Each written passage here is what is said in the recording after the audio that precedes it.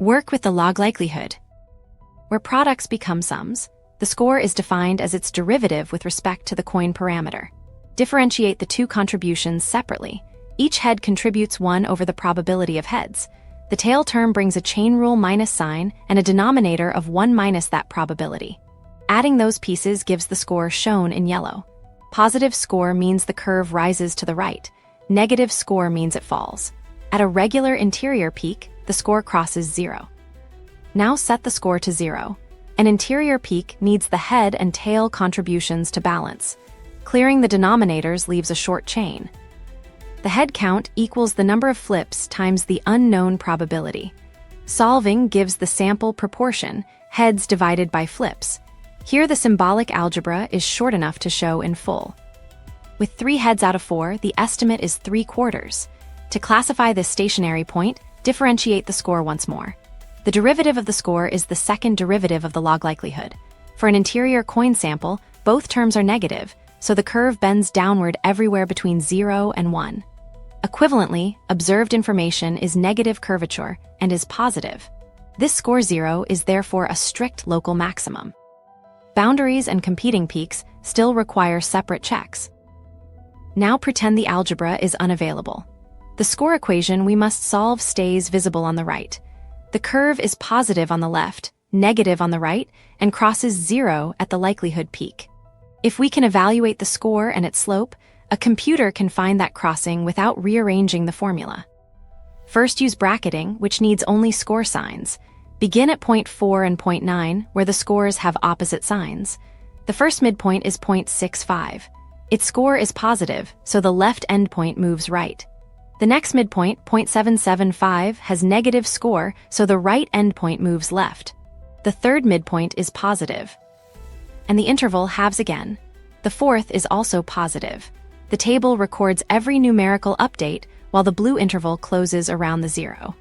Continuing the same operation drives both endpoints toward point 75. Because this score is continuous across the interval, bracketing does not lose the sign-changing root. Now clear the bracket and solve the same equation with Newton's update. Each step follows the score's tangent to the horizontal axis, then evaluates the score again. Start at point 45. The first tangent reaches the axis at about point 718.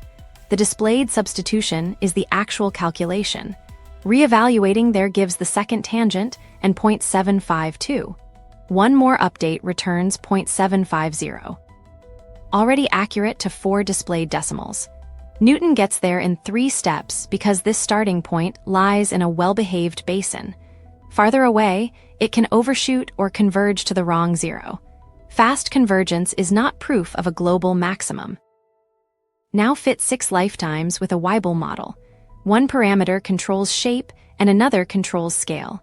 Evaluate the log likelihood across pairs of values.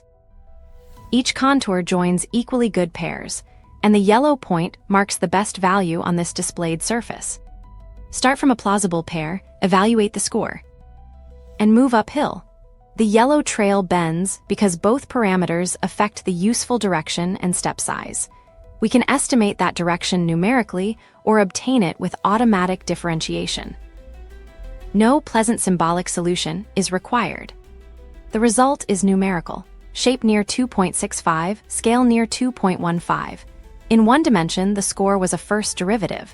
With a parameter vector, it becomes the gradient of the log likelihood, pointing toward local increase.